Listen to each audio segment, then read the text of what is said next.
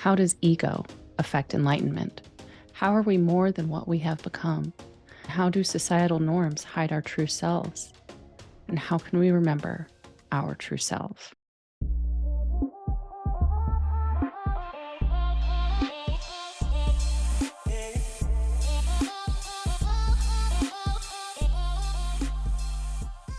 And welcome to Love Always Self. I'm Shira. Hi, y'all. I'm Karista, and thank you so much for joining us on this episode of Love Always Self. So today we wanted to talk to you a little bit about enlightenment. And in the process of starting a new book with my dad, we are reading The Power of Now by Eckhart Tolle. And Daddy-O and I have been spending a little bit of time most mornings just diving in, and we've barely dipped our toe into the waters of The Power of Now. But in the very first chapter, it talks about this idea of enlightenment and learning to look inwards. So I wanted to discuss today a little bit about some of the information that I've reflected on.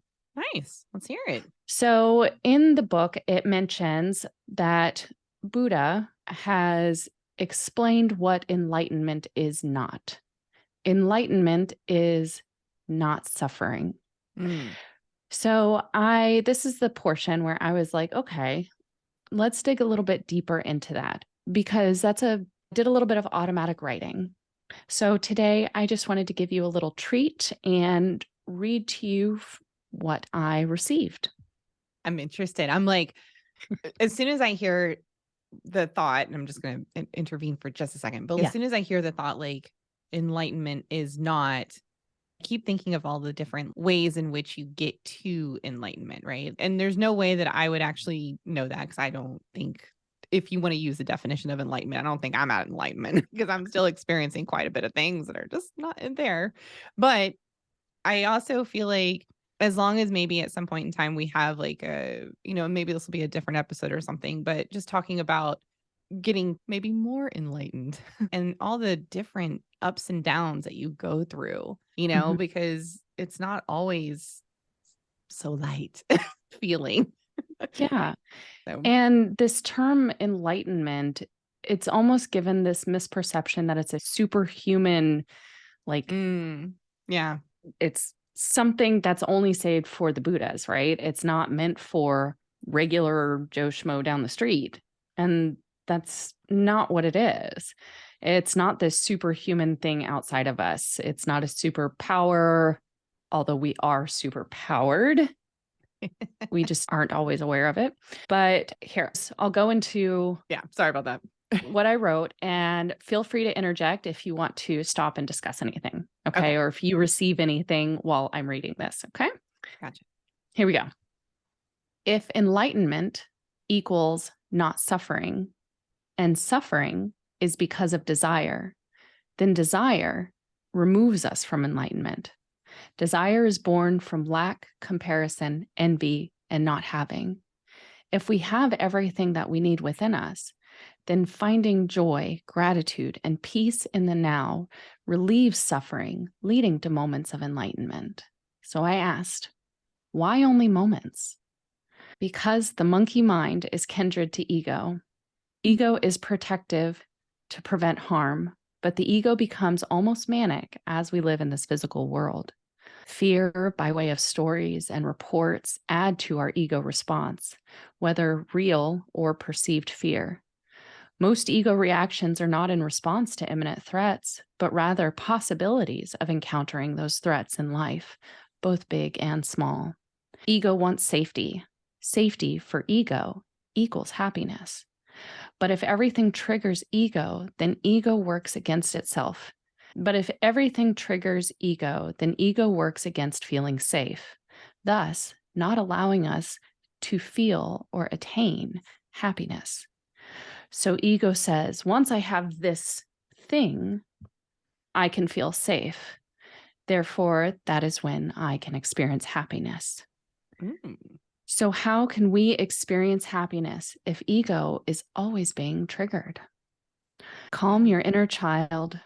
Much like you offer reassurance and validation to children, you must do this for yourself. Remember who you are. where you came from, that nothing is ever truly lost. I'll do a little interjection here. In this moment, I had a memory of The Lion King. And so I took a moment to actually pull up the clip where Simba is lost and he's trying to find himself and remember who he is. And he was feeling so lost without having his dad around.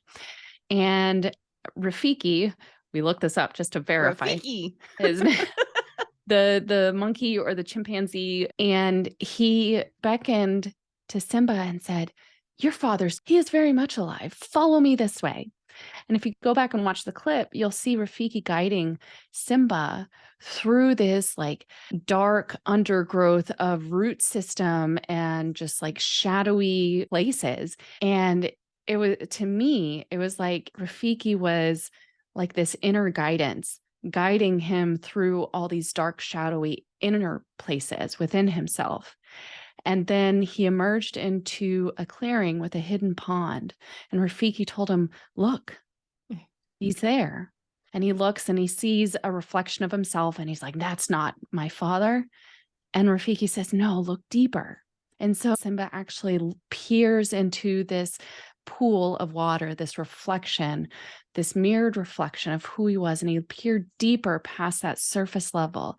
And it was at that point that he was able to see within himself his connection to his father. There was one line in there that really caught me.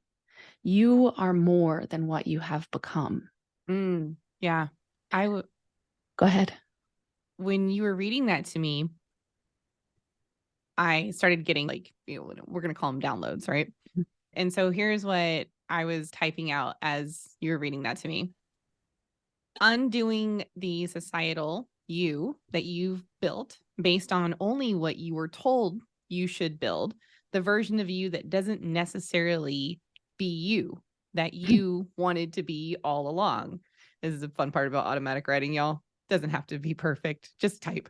Anyway, so does it change over and over again? Yes, because it's perpetual movement of growth. And so I asked, what happens to the you that you no longer want to be?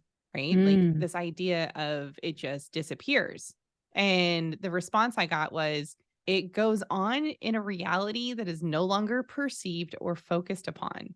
And I thought that was absolutely magic. And a little bit of a mic drop from Mountain Glass this morning. So there's Yeah, that.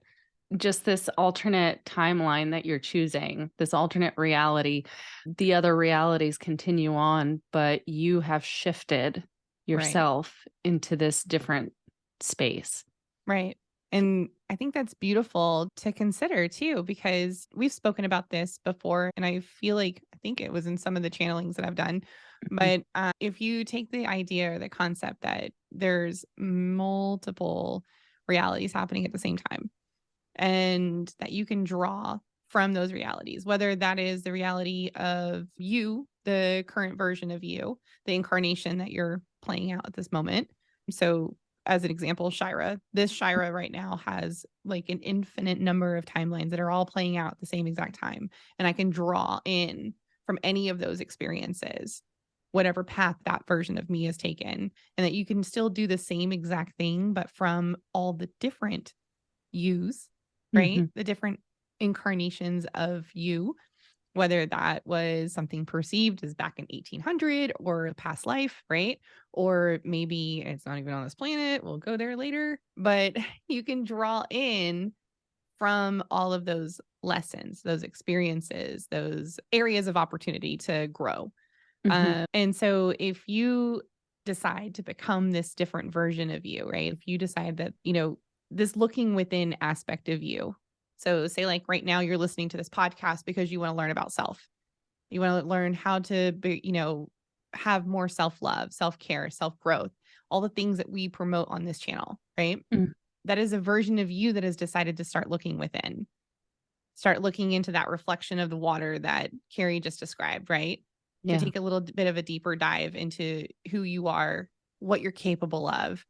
How can I expand? How can I grow? How can I be part of something greater than just this perceived image of me that I have right now? Absolutely. So that brings me to my next question. How can we remember our true selves? Nice. So, throughout our human existence, you layer yourself with perceived societal protections, societal norms, education, religion, political sides, beliefs, pop culture, fashion, rituals, possessions, material goods. Each of these layers are filters or lenses that cloud not only who we are, but how we perceive the world. These layers mask our true selves. Begin with the outer layers. Remove one at a time, knowing some may overlap, and examine the true nature of each of the layers. Why did you layer yourself with it to begin with? What does it or did it provide you? What lessons did you learn, truth or not, that led you to believe in this layer of perceived protection? What part of you did this layer cover up? And in this private place of self-reflection, ask yourself if it is safe for you to remove this layer and set it aside for this moment, knowing if you need, you can always put it back on later. Layer by layer, you look at what you have hidden, what within you lies beneath it, until you find your inner child amongst the layers. Spend time with your inner child. Experience who you are as you came into this world before you experience the distortions of the human existence, the perceived separation. There is joy here, an awareness that there is magic in this life. There is love and never separation. Spend as much time loving this child whom we've hidden from ourselves beneath the layers of protections. Do this daily, or as often as you can, spending time reassuring and living with that inner child. Experience the world through these lenses of wonderment. Explore the world with open eyes and open heart. Wow. I love automatic writing, man. I'm telling you what. That's beautiful. I can continue?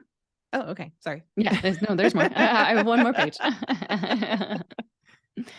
Once you have spent some time building a relationship with your inner child, then it's time to peel back the layer of humanness.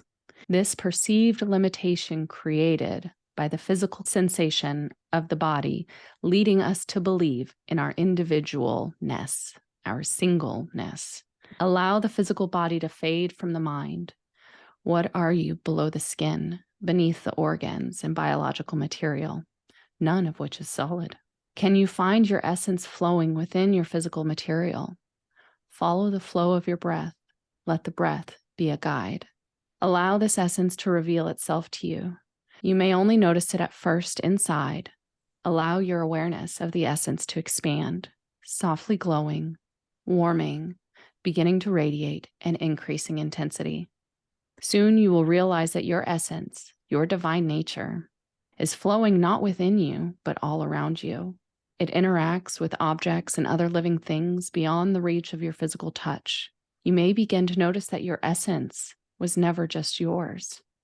It is not owned by you, but rather, your essence is a small part of the universe, and it is not limited to your singleness or your separate experience.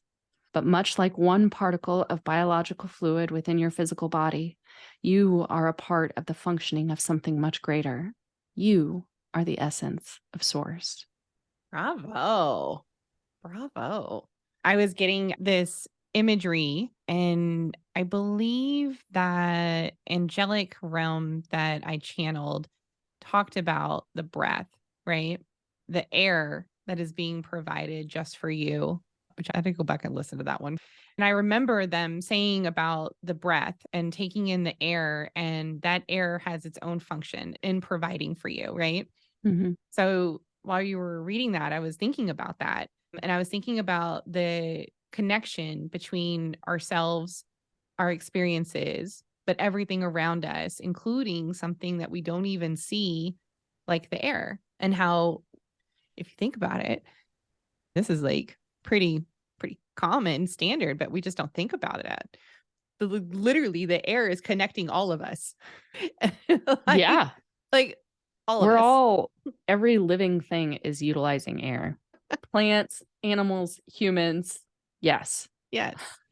and the planet, right? Yeah. The earth that we are all a part of, whether it's floating above, the ground, it's still within the same atmosphere of the planet, all of these things that we're seriously connected to. And it's not just us individually. These are the imageries that I was getting like while you were reading that.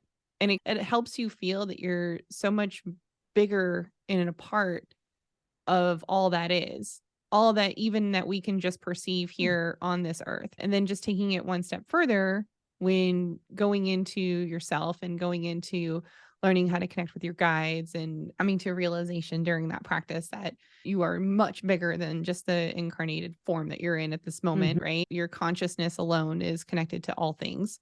You play a really big part in the growth process of source itself. And it's just cool to see that imagery like while you're reading what you got. Yeah, I remember you had channeled a while back, and I remember seeing this in other places, just this idea of this worldwide network, not the internet, but this beyond our awareness energy Like a that, universal network.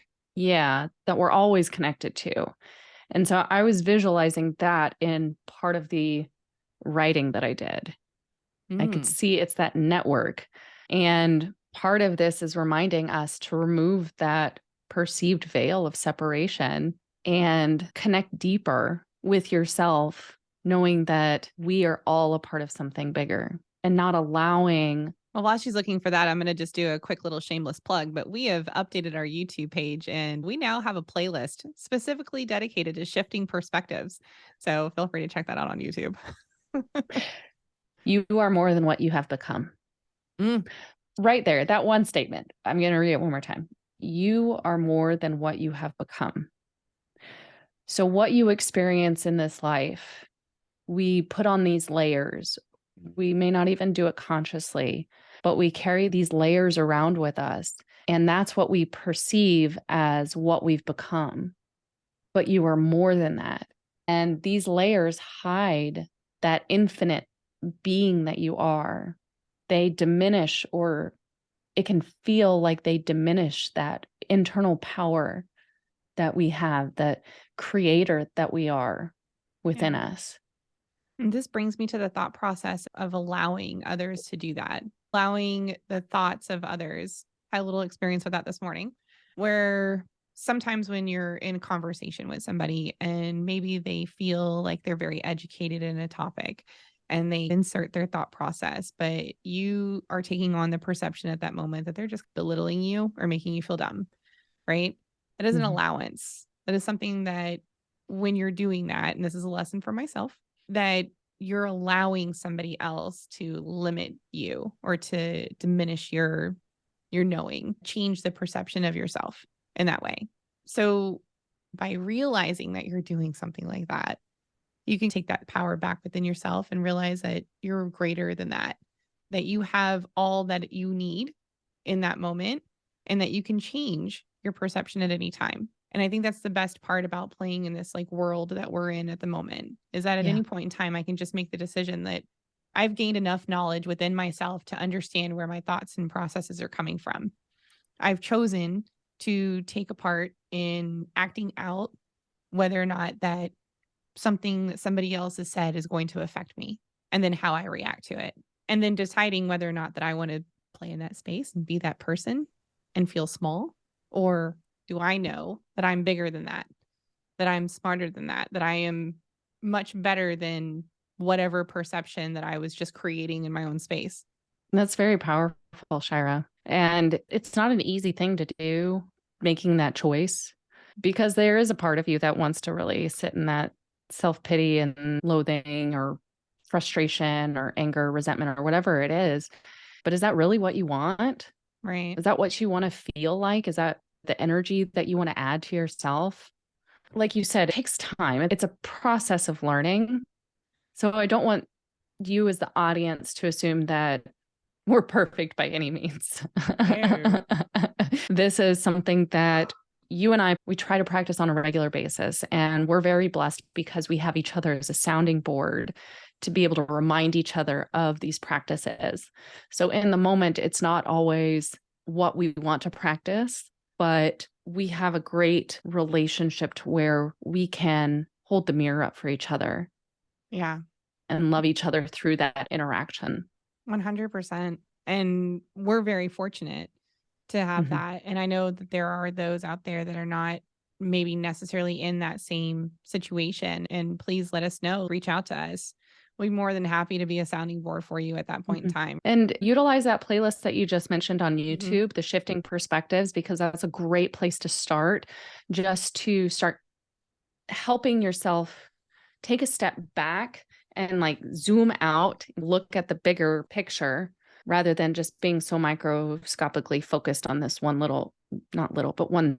You got your horse blinders on. There we go. the narrowed scope of view. Yeah. Yes. That's visuals. Yeah, this has been a very fun discussion and topic going over. And I love the automatic writing, Kari. Let's do more of these little readings. Yeah, I love doing this.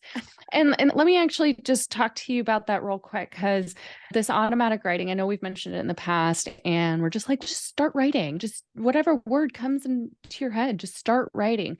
And that's really what we're doing. I will say I sat down and I was like, okay, Mount Glass, give it to me. I need it now. Give me the information. And I was attached to receiving this idea of receiving information. And it didn't take too long before I got easily distracted and set my notebook down to the side. And I started scrolling on my phone. And 30 seconds later, I was like, no.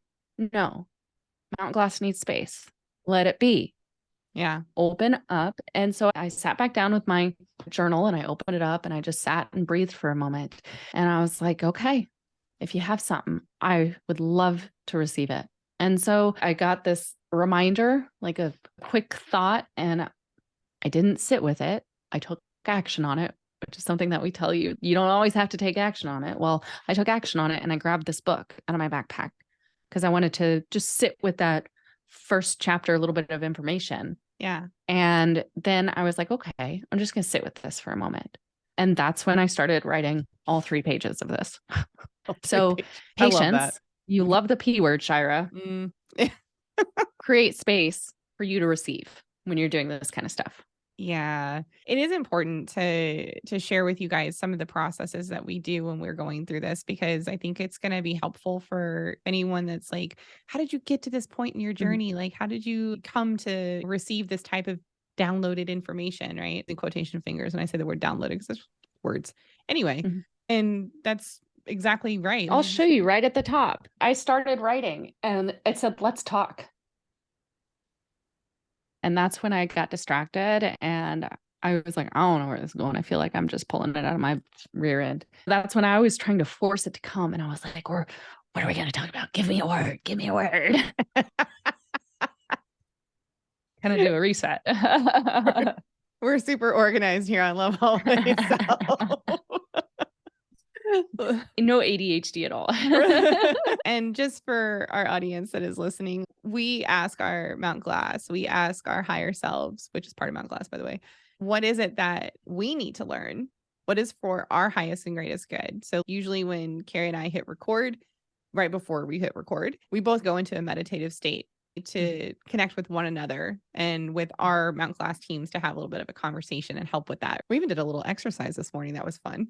We'll talk about that on another episode, but like just to allow us to be more open and to receive this flow of consciousness between the two of us and between our Mount Glass teams. And so when we do that, it allows us to have these like visual aspects that are popping into our brains or into our mind's eye, and allows us to have these back and forth conversations and feel where one another is at. And so it's just a little practice that her and I do. Anyone can do this with anyone else.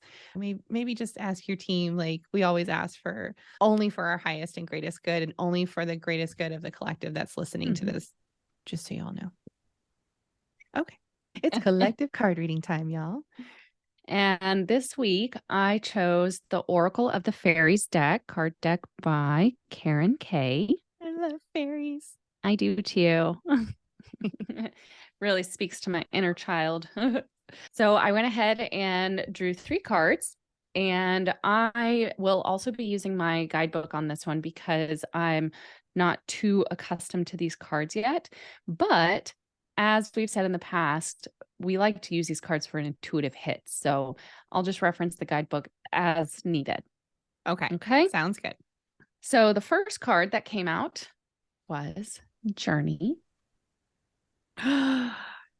Okay, first of all, this is beautiful. There's mushrooms, there's a fairy. I can't tell, is she holding on? Is that a bunny? Because first It of is a all, huge jackrabbit, bunnies are my like the spirit same animal. size. Yeah. I freaking love bunnies, and I feel like that is like my spirit animal saying hello. And it's got a cloak on or like a It's blanket like or a saddle almost. yeah. Oh, it's a fairy saddle for a bunny. And so the fairy's smaller than the bunny, but fairies are super, super small and they are elemental. And so they ride on like in every movie you've ever seen of a fairy where they're super tiny and they ride and like animals are bigger. So that's how it's pictured here in this imagery. I This keep kind of getting, reminds me of a little bit of Alice in Wonderland. yeah, it does. It totally has Alice in Wonderland vibes, but it's very soft. It's very Mhm. soft and the colors are soothing. And there's this big open field behind them Hmm. with trees lining the background too. Yeah, great, great artwork here. Oh, yeah. I'll mention the artist's name is Ginger Kelly. So Mm. she did the artwork on all these cards. So, journey, what it says on the bottom, it's time to prepare for a journey. It may be impromptu or planned. Either way, make sure you're ready when the time comes. What do you receive from this one? Just looking at the imagery and not looking at the word itself. I feel like I'm getting this thought process of going on a bit of an adventure, right? Mhm. And I keep hearing in my head right now, like 2023 is going to really be focusing on self and embracing self and driving into the future that you were meant to have, right? The real soul purpose of you being here. And that in itself is going to be a journey and it'll have ups, it'll have downs, but it is all for your own soul growth purpose. And that's what I keep hearing. Absolutely. A journey doesn't have to mean going physically someplace. Hmm. Like we talked about with Simba, the journey can be going inward. Oh my gosh. Okay. That's cool. So even the guidebook says, remember to travel light so you can easily be spontaneous, both with your physical journeys and with the journeys of your heart and being. Interesting. It's also a chance to feel truly alive and surrender to your magical destiny, banishing any preconceived plans or expectations. And Well, however it manifests, a journey is imminent. It might be near or far or even an inner journey, but the main thing is that you're ready and willing. interesting. And wasn't that Mount Glass's prediction? Didn't they use the word magic? They've used magic and journey, like going inward, connecting with that inner child. So allowing yourself to experience the whimsical and the magic, living in wonderment. Mm. I keep getting the sense of this journey towards connectedness, this journey Mhm. towards realizing more of the human collective, realizing that our consciousness, it's interesting because I'm seeing this like scientific discovery, like something scientific on the discovery of consciousness and where it actually proves the connection between all of us. Mm, that's awesome because there's a lot of us that need actual like scientific proof, like repeatable Please let this happen. studies. That'd be really cool. Yeah. That'd be really neat to read. So the second card that I got, this is such a beautiful little card. It's Shine from Within. Oh, look at that youth.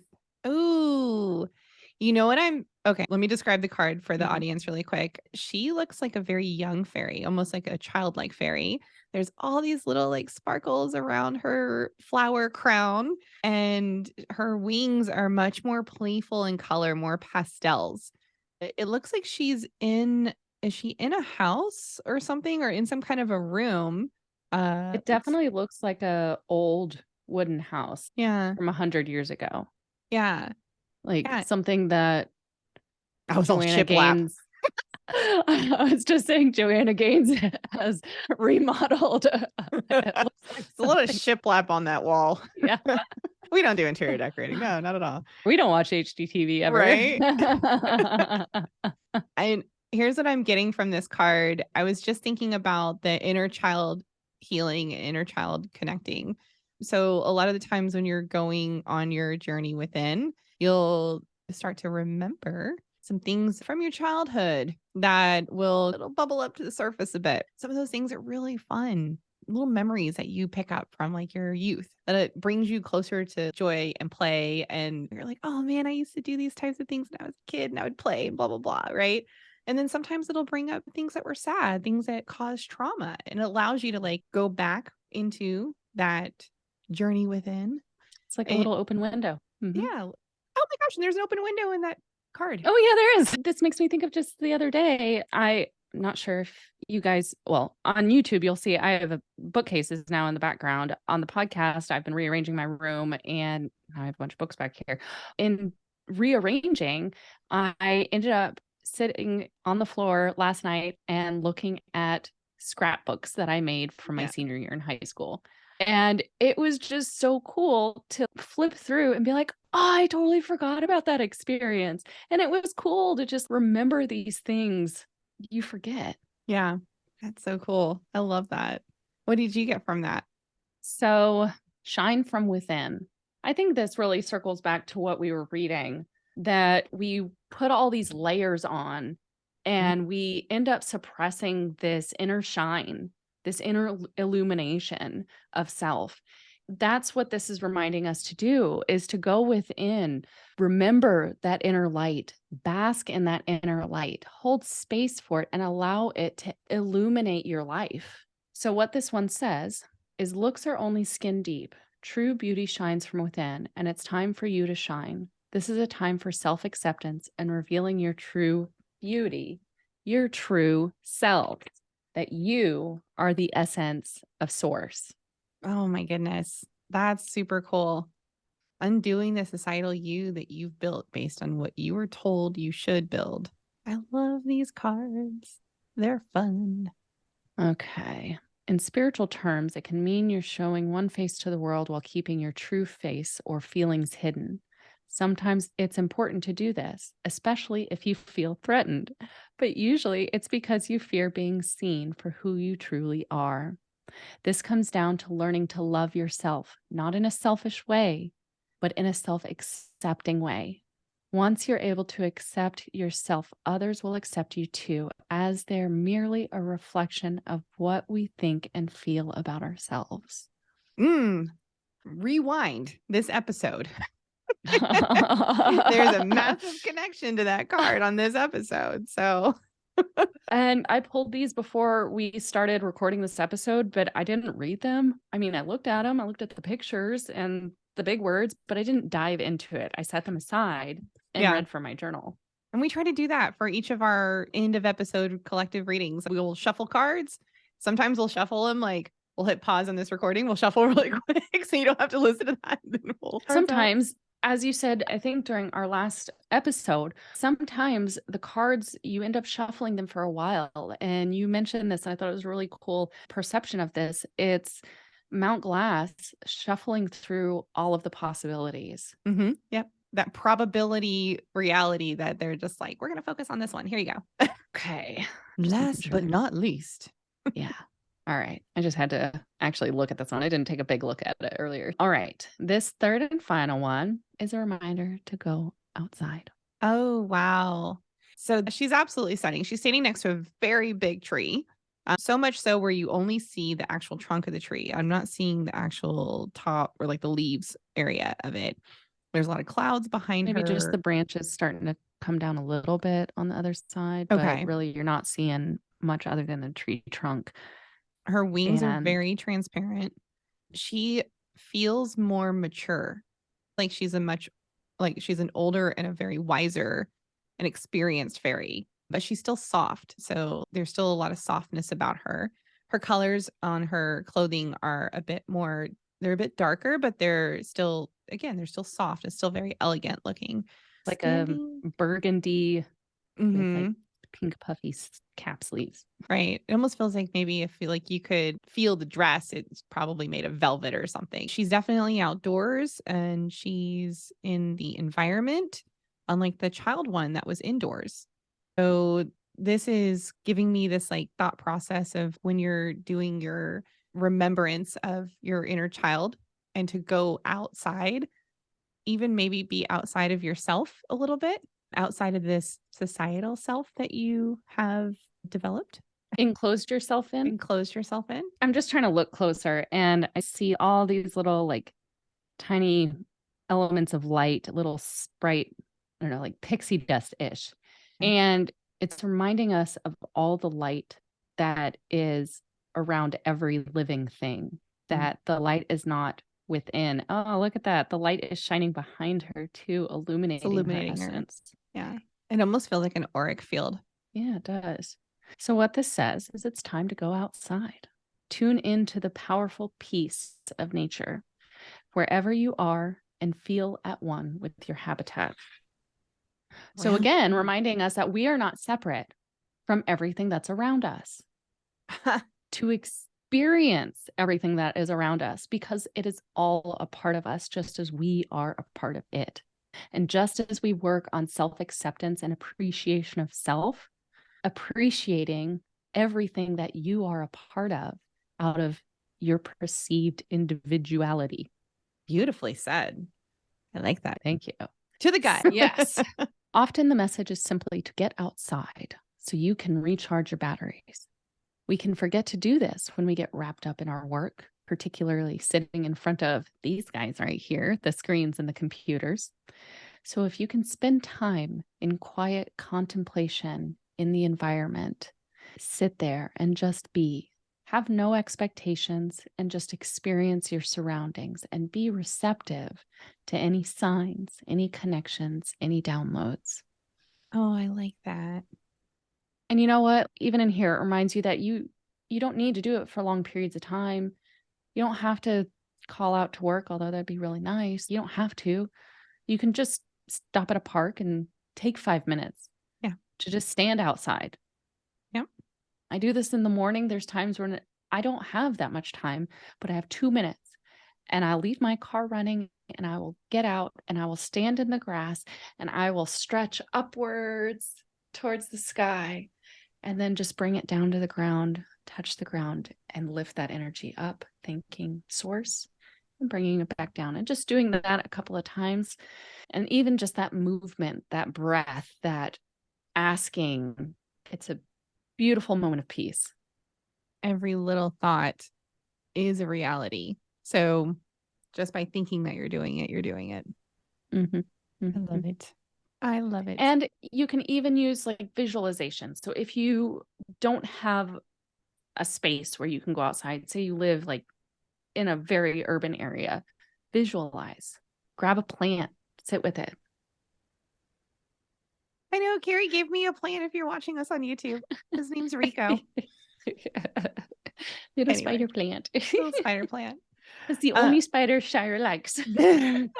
True story. So it's the only one that's allowed in her office. Nothing else.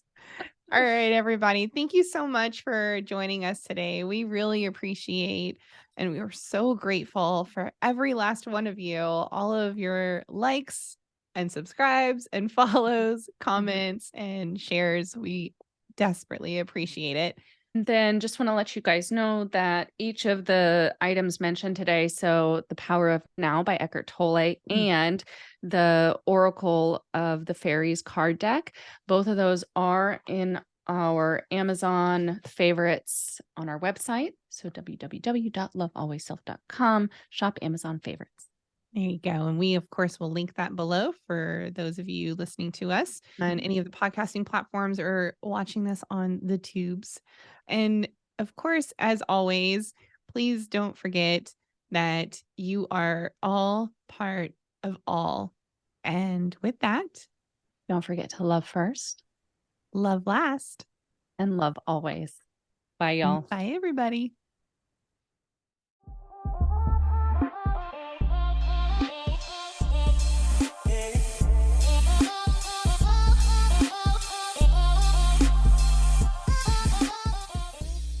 Hey, listener, thank you so much for taking the time to be with us in this moment. We hope you enjoyed today's episode, and we look forward to our next connection. Don't forget to like, subscribe, and follow to stay notified of new content from Love Always Selves.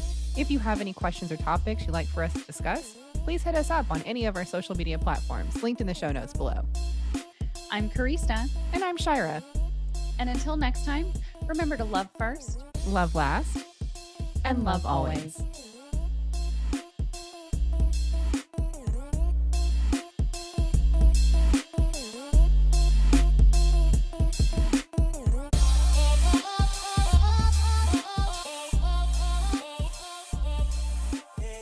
Love Always Self podcast is meant for entertainment purposes only. We do not make any warranties about the completeness, reliability, and accuracy of the information presented in this podcast. Any action you choose to take upon the information in this podcast is strictly done so at your own risk, and we will not be held liable for any losses and damages in connection with the use of our podcast.